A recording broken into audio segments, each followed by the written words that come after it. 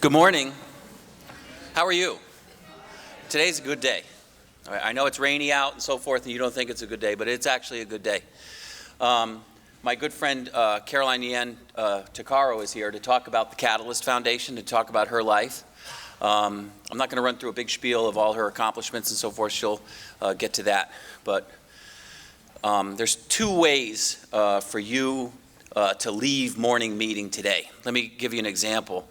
Every year, the first meeting of the year, first faculty meeting of the year, the headmaster introduces all the new faculty, especially the young people, and runs through their whole CV, their resume.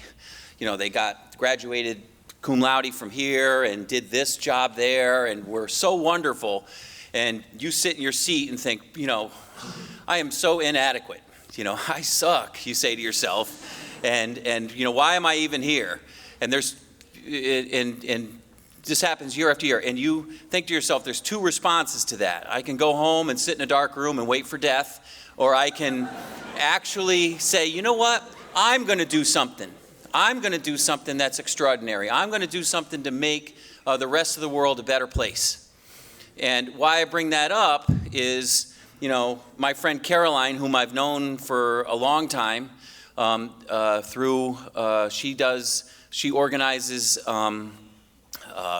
culture camp, Vietnamese culture camp for parents and families of children adopted from Vietnam. And as you know, my two children, Evan and Nathan, are adopted from Vietnam. So we've been seeing each other every summer for 15 or 16 years in various places in the Northeast and always have a wonderful time. And Caroline does a wonderful job of organizing these events. And besides that, though, she runs this foundation called the Catalyst Foundation. And if, like I said in my email, if you are in Wu 121 in my classroom and there's candy up in front and you grab a blow pop or a fireball or a York peppermint patty and you put a coin into that box, then I take the money and I double it and I send the money to the Catalyst Foundation, and it does wonderful things. And the reason that money does wonderful things is because there's somebody like Caroline who's just a wonderful person who said, there's a need, there's something to be done about this, and we can make the world a better place a little piece at a time, and everyone can be better because of it. And you're going to hear about that this morning. And so I want you to give a warm welcome to my friend Caroline Nguyen Ticarro.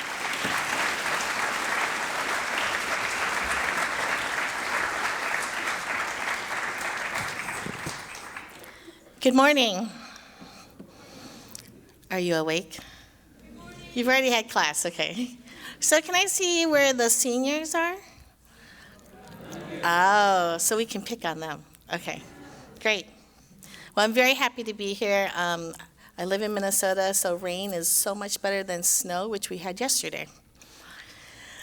My name is Caroline, and I am Vietnamese. I was born in 1970 and lived there for my first 3.5 years. When I was 4, I became a victim of a war. Probably a war you've probably heard of. It's the Vietnam War in the United States, but in Vietnam it's called the American War. As a victim of a war, my family chose to not stay, so I became a refugee. As a refugee, we fled Vietnam, my motherland. My youngest brother was 4 months old, and my oldest brother was 5. So we were 5, 4, 3, and a baby. And we fled by boat to the Philippines. In the Philippines is where my parents decided which country we would go to, and we waited for sponsorship. And we were sponsored to come to Minnesota, of all places. And I became American. I lived your typical American life. I got my first bike, had a boyfriend, went to prom, graduated from high school, went on to college to graduate from St. Cloud State to study international business. What I really wanted to do was become the Mickey Mouse at Disney World, but that didn't work out because I'm too short. So that's one of your life goals, make sure you're at least 6 feet. 23 years after I left Vietnam, we went back. And up until then, my parents told me that you're only Vietnamese inside the home. When you leave the house, when you leave the doors of the house, you have to be American. You have to not tell anyone that you're Vietnamese. You have to make sure that you don't speak Vietnamese, and you don't want to make sure to upset anyone. So when I went back 23 years later, what I saw was a country that was quite beautiful, that I loved and didn't know that I loved, didn't know that I missed. It was a country where my aunts and uncles and grandparents were still there, and a country where I would eventually become a mother. And I adopted my twin girls from Vietnam. They were tiny. They were 9 months old, but only 10 pounds. And they lived in this incubator for the first 5 months of their lives. And they lived in that incubator for, like I said, 5 months with 2 other children, and it was just a bed. The orphanage didn't have any beds, didn't have enough beds. And when we showed up, they were in this crib. They called it a crib.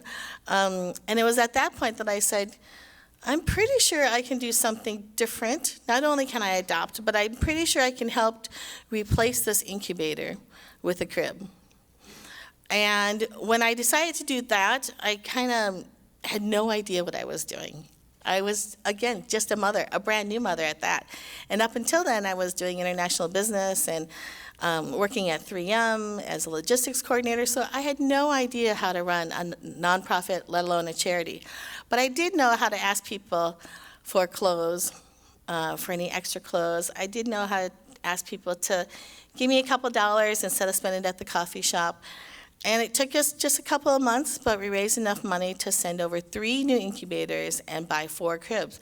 And that was a total of $1,000. So from no experience to raising $1,000 16 years ago was a huge thing for us. Now, 17 years later, I work in Ninh Thuan province, which is a south-central part of Vietnam. It's about 6 hours from a major city. It's in a rural part of Vietnam that's considered the Death Valley. It gets about 8 inches of rain a year. And I work with an ethnic minority group. We've worked with this community for the last 3 years, and what we've done before is work with many other communities. We used to work down in the Mekong Delta, where you see the words Kantha. And we move around to find communities that need our help. Our goal now is to work with communities to prevent human trafficking. Currently, we have 50 families living below the poverty level, which is desperately below the poverty level, which is earning under $200 a year. So I'm going to have you guys all stand up.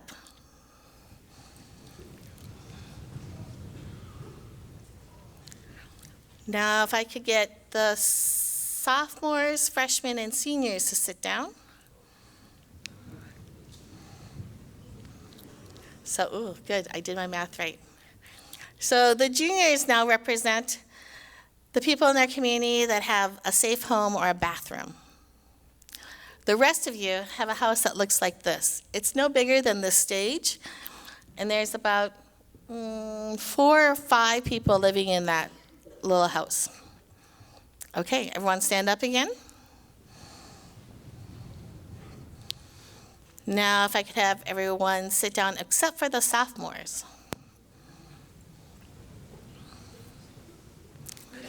So look around. Your sophomores are the only ones that have water, ever, at their houses. The rest of you have to walk 6 hours a day to gather a bucket of water up a steep mountain, and I'm not kidding, but barefoot and in flip-flops, in a jungle, to get enough water for your families. And that will be enough to drink, cook, and to bathe with. Everyone stand up again. See, this is how I keep you awake. Okay, so the seniors aren't here. So everyone gets to sit down and pretend the seniors are standing. Everyone that just sat down, you're illiterate. You've never been to school, and you don't know how to read and write, and you didn't learn Vietnamese. Vietnamese is your country, your motherland, But because you were never taught Vietnamese, you never got to go to school, you as a community decided to make up your own language. You can't write it down because you don't know how to write, and it's tonal. So you are one clan, and in the next neighborhood, maybe 2 or 3 kilometers down the street, is another clan that speaks another dialect. Are my freshmen here? Freshmen, stand up.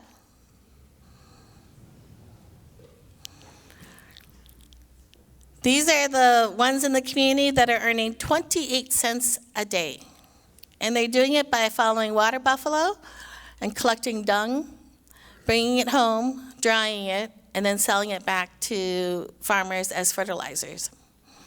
The rest of you are earning about 50 cents a day. Thanks. Front row, stand up.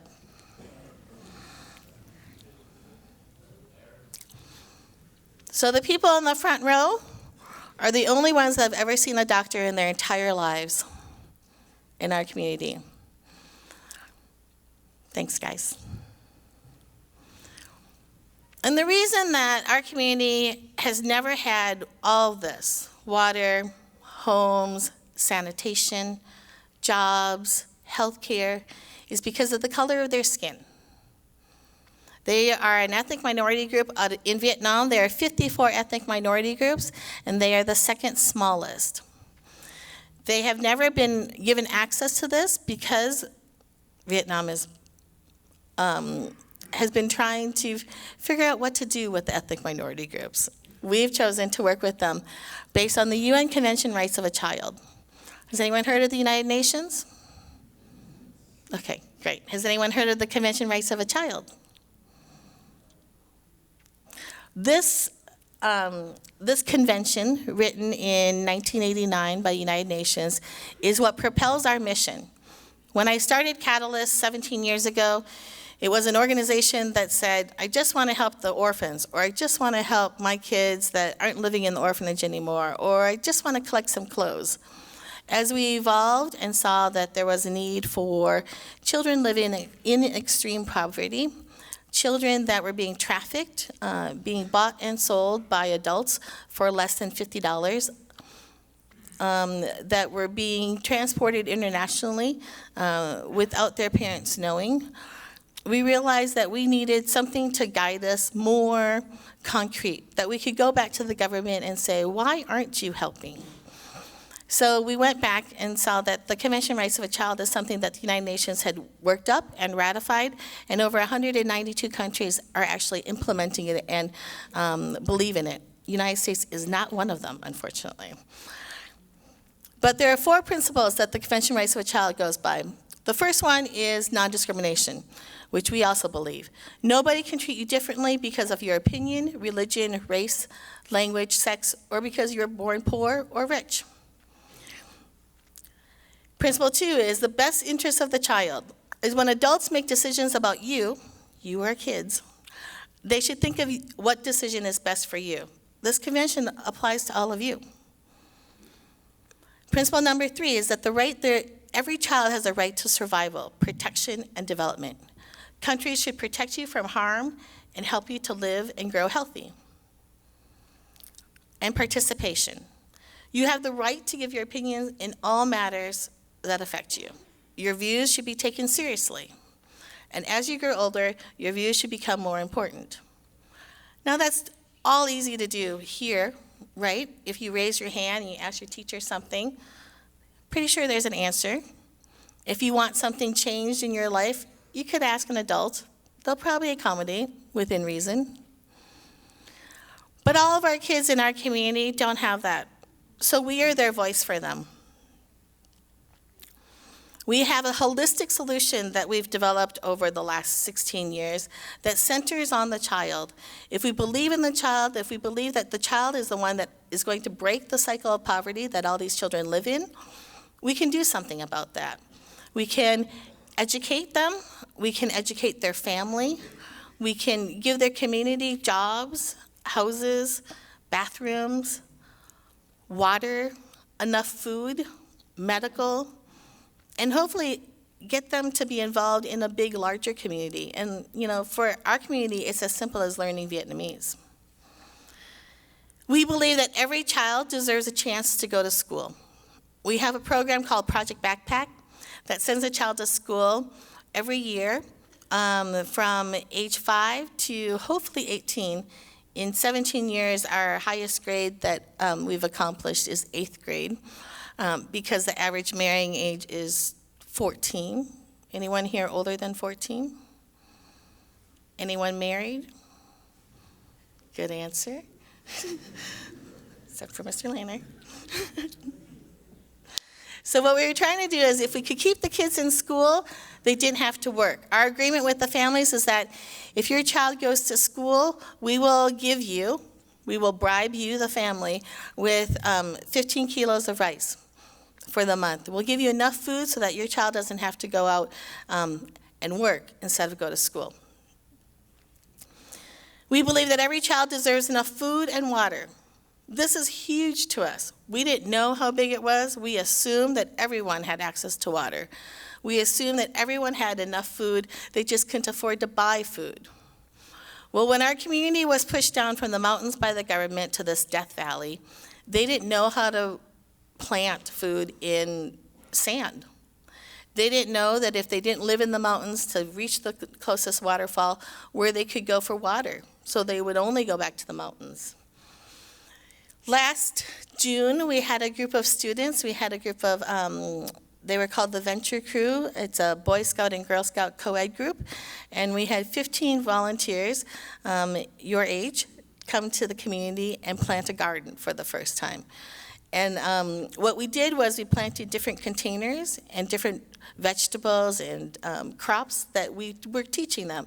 That if we used the soil, we watered it, we could give you enough food. Without that food that we've given them for the last almost year now, 10 months, they would be living on smoked fish, which is what this little girl is frying up. Smoked fish that she got from the fishery for really cheap because it's 4 or 5 days old. Maybe 2 cups of rice, and this is her meal for the next 2 days until there was enough water to come back again from her parents, and they would make that spread out. Without daily access to water, can you guys survive without water? Probably not. So without access to water, they didn't have enough to drink. And when we would have volunteer groups and medical staff come, all the malnourishment came from stunted growth and from lack of water. And that was such a big deal for us to find water for them. And we're still in the process of finding water. Another volunteer group that came, we hiked up the mountains with some water pipes. We went with my motto of get permission, or ask for forgiveness instead of ask for permission. The government was not allowing us to go up and find water, so we just went up there with some volunteers and some pipes, found a really big waterfall, connected the pipes 2 kilometers down to the hamlet into the school that we built. And that's great if there's water, but I told you earlier that we only get 8-9 inches of rain a year, so that's going to dry up. Our biggest fear is that it dries up too soon. So right now, last year it dried up a month too soon. So we still don't know what to do. August is coming up. This is our dry season. So we're hoping that we'll be able to store enough water when it comes. We believe that every child deserves to play instead of work. When I said the freshmen were only earning 28 cents a day, they started working when they were 3. Anyone here supporting their families yet? All these kids had to work because they had to, the way the parents understood their upbringing was that if they could walk, if they could talk, if they could hold a leash with a cow at the end of it, they could work. They could be the part of the family that earns a little bit of money so that they could eat a little bit more. We believe that you have to play. We've built playgrounds. We've taught PE classes. We've done some organized sports because kids need to play. I think that's really important. I think you guys would agree to that. We believe that every child deserves someone who will listen and care. This is part of the convention where the listening part is big. When we do anything in our community, we actually ask the community what they want. We never ask them, or we never tell them this is how it's going to be. We give them options. When we ask them what kind of jobs you want to have when you grow up, for the first year, their answer is nothing. They have no idea what they want to be when they grow up. 3 years later now, we have some kids that want to be teachers. A couple of them want to be doctors. A lot of them want to be mechanics to fix bikes and motorbikes. Some of the girls want to start sewing. So there's some hope. And only because they saw around them that they could survive without having to work every day. When we asked them, what was it that in school that they really enjoyed? What they really enjoyed was learning how to speak Vietnamese. And think of it, if you're in school and English is your main language and no one teaches you to speak English, you're never going to learn. So they were just enjoying learning. As an organization, we provide hope. We help communities throughout Vietnam. This is our third community in 10 years. The first 6 years was spent just working with different orphanages and shelters. We offer families a chance to learn marketable skills. Our hope is that you can earn an income more than $1 a day, because you can't survive on 28 cents a day. Not here, not in Vietnam. We prevent human trafficking. We know we can't stop it, but if we build a program and teach a community to be a community, we can prevent them from selling off their children for cash, for money to eat. And we educate a child to break the cycle of poverty. Our foundation of our foundation is to go to school. Stay in school and go to school. So what can you do? Get informed. Whether it's about Vietnam or your backyard, get informed about what's important for you, the child. You're still a kid. You're the most important messenger to other kids.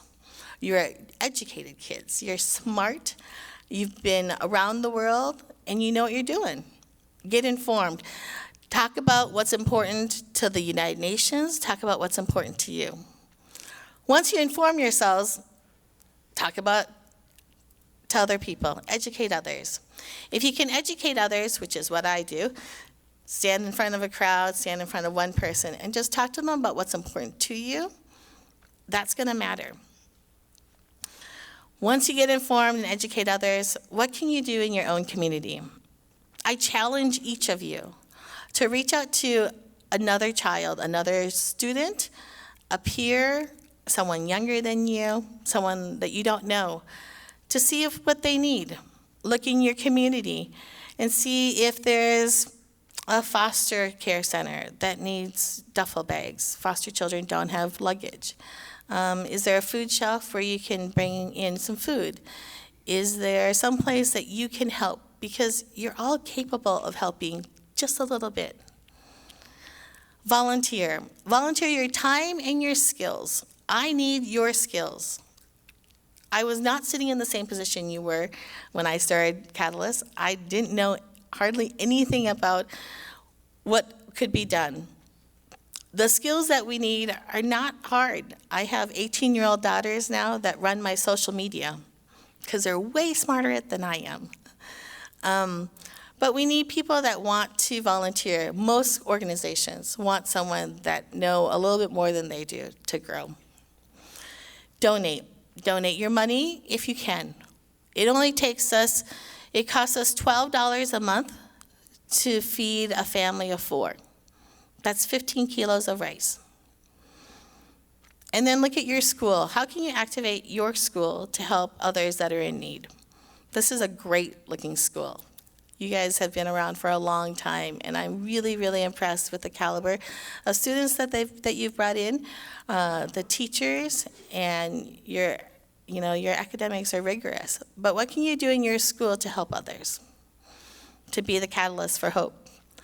We have a program right now. It's a fundraising little thing that we're doing. We have a donor that's donating $1 a picture. And this is so that you guys can understand what can be done at the grassroots level. If you can be the catalyst to end human trafficking, hold up a sign that says, "Be the catalyst," or "Be the catalyst for hope," or "I am a catalyst," we get $1.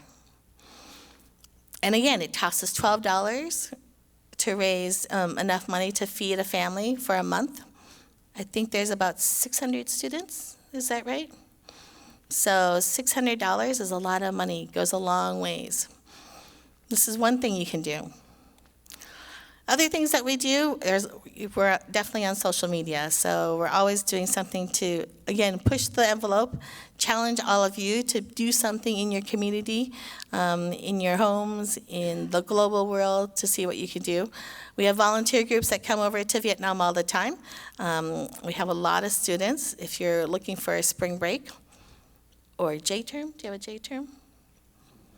Spring break, Christmas break, if you're looking somewhere to put a little fun into your experience, you can always come over to Vietnam. So that's it.